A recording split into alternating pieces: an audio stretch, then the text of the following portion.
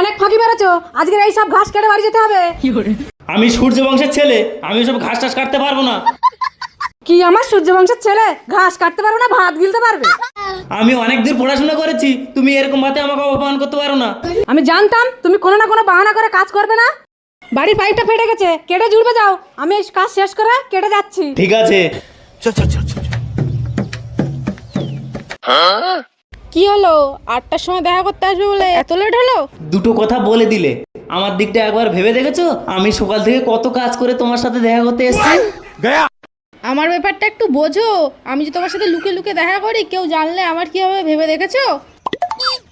বাহ, সূর্য বংশের ছেলে এখানে এসে পিরিত জমাচ্ছে। না মানে বৌদির পাইপ ফেটে গেছে, জুড়তে এসেছি। হ্যাঁ ঠাকুরপো, আমার পাইপটা একটু ফেটে গেছে, জুড়ে দাও তো। কই কেরম করে পাইপ জোড়ো দেখি।